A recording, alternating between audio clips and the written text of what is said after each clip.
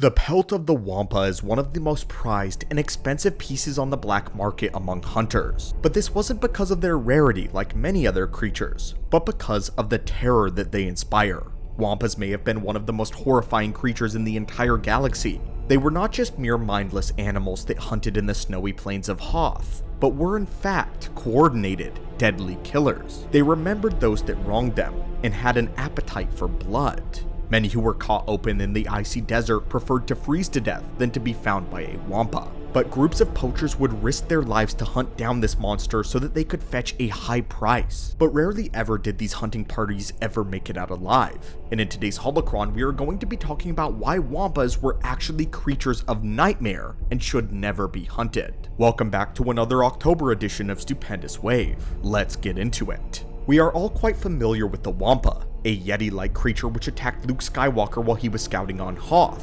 Luke barely escaped the monster's lair with his life, and the hope of the galaxy may have died right there had it not been for his quick thinking, and Han Solo arriving just in time. The Wampa reigned at the top of the Hoth food chain as the planet's most violent and alpha predator. With their strong sense of smell, brute strength, and camouflaging white fur, there was no other being to challenge their status on Hoth. A single powerful blow from a Wampa's forearm was enough to neutralize the strongest of prey. The creature's bite was deadly enough to kill beings several times its own size, and they also had razor-sharp claws which were constantly being cut to perfection, sharpened over years of carving ice caves. Very rarely were Wampas themselves the victims of predators. In fact, the creatures had no natural enemies except others of their own kind. However, they rarely fought one another unless it was over food, territory, or a mate. Their hunting methods usually involve stalking their prey for an extended period of time. The creatures would emit a smell that would mask their natural scent so that they could not be detected by other creatures until the moment was right. But in their stalking, they also learned about the creature that they were hunting in order to best approach it.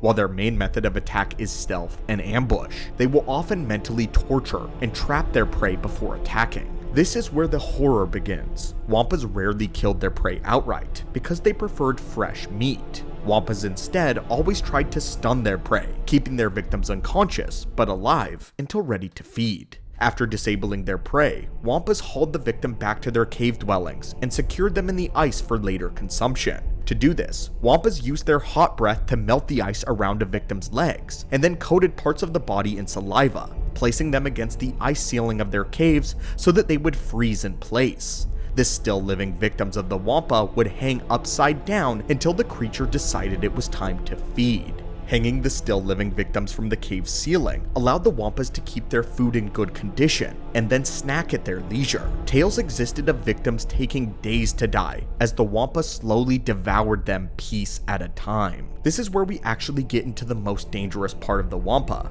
That's their intelligence. Scientists constantly doubt the intelligence of this monster, but this is their own doom. While Wampas are known to be solitary hunters, they have shown the ability to coordinate group attacks on large scales. There was one story of a group of failed stormtrooper cadets establishing a business as a guide of leading big game hunters in pursuit of the Wampas. Initially, they were met with great success due to their advanced weaponry. However, by their fourth expedition, the Wampas had learned their enemy's secrets. The hunters had landed and set out in search of their quarry. Meanwhile, the Wampas managed to find and destroy the expedition's ship, and over the course of the next several nights, the Wampas circled the camp, howling madly. The frightened hunters wasted their ammunition shooting at shadows until the Wampas finally attacked. The Wampas dragged the hunters away one by one, whittling down their numbers. Imagine, if you will, being a part of this hunting party, watching one of your number vanish, kicking and screaming in the night. The creatures are far too large to be this silent.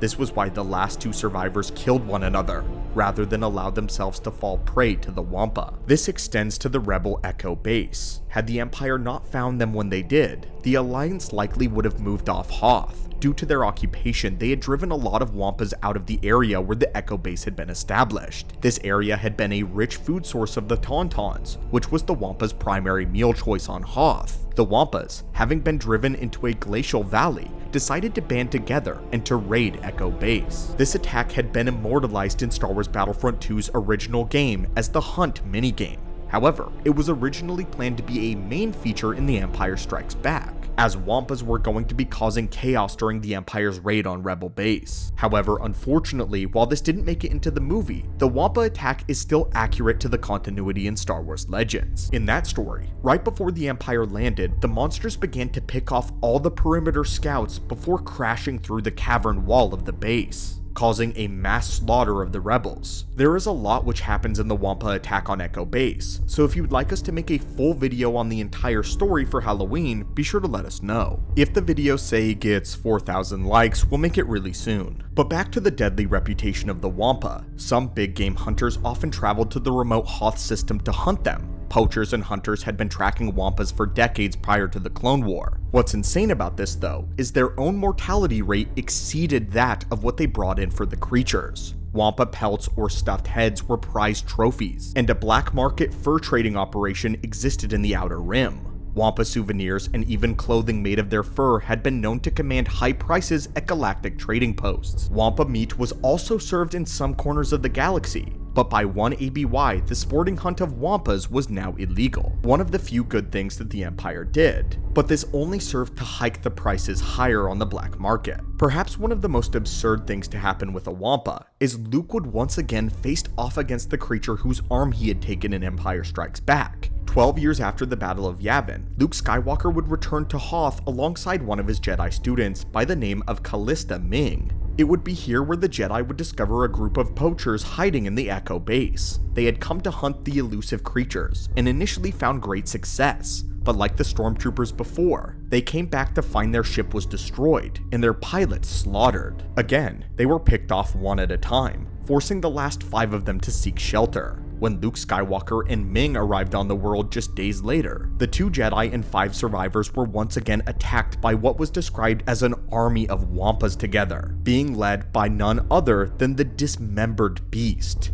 The Wampa recognized Luke Skywalker and Ming's lightsaber as a threat. As a coordinated group, the Wampas ruined the flight controls of the Jedi ship, and had again prevented escape. The Horde chased the group back to the confines of the Echo base, as brilliantly and terrifyingly, the creatures created a diversion, banging on the base's closed shield doors, while another group dug through the icy walls of the facility. The 2 Jedi were able to reach their damaged ship with the stopping power of their lightsabers, and Luke would once again face off with the one-armed Wampa. In a final battle, the Jedi Knight killed the beast at long last, and escaped the planet after rigging the vessel to restart through an alternate power source. Unfortunately, the attack had come at the cost of all 5 of the remaining poachers. With monsters that display enough intelligence to disable ships, counter blaster technology, and hold grudges against those that have wronged them, there should never be a reason to hunt a Wampa. This was why Wampas were later included in the New Republic's legislation to protect endangered species, as the Wampas were unfortunately nearing extinction, though whether they were placed on the list to protect them or those that would hunt them is uncertain. I've said it before and I'll say it again. I think a fantastic Star Wars project would be an R-rated film, one all about the attack of Echo Base, or at least a group of survivors trying to escape Hoth under a Wampa invasion. There's enough about the Wampas to make them the perfect monster for a great creature feature set in a galaxy far, far away. But that's just a simple man's opinion. As always, my friends, thank you so much for visiting the archives today, and as always, may the Force be with you.